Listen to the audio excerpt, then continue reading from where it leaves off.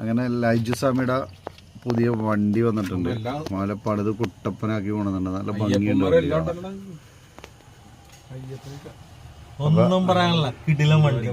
Super. ഇതണ്ട LED ഒക്കെ ഇട്ട് പൊളിച്ചോണ്ട് തന്നെ. ഷൈജനൊക്കെ ഇനി മുക്കറിട്ട് ഓടേണ്ടി വരും ഇവിടെ കിടന്ന്. അതേ head rest, seat head rest ഒക്കെ വെച്ച് തകർത്തേക്കണേ. പിന്നെ അതേ പുറകില് സീറ്റ് 2 വേറെ. All Kerala permit. 5 സീറ്റുള്ള ഓട്ടോറിക്ഷ ഇവിടെ നമ്മുടെ ലൈജു സ്വാമി ഇറക്കിയാണ്. ലൈജു സ്വാമിക്ക് ജയ്. ലൈജു സ്വാമി പൊന്നുരുതിയിൽ ആദ്യമായിട്ട് 5 സീറ്റർ ഓട്ടോ. ഇതിന്റെ ഒന്ന് പുറമെ മോദി സുരേഷ് ഗോപി കേരളം പിടിച്ചപ്പോ ലൈജു ഒരു ഓട്ടോ എടുത്ത്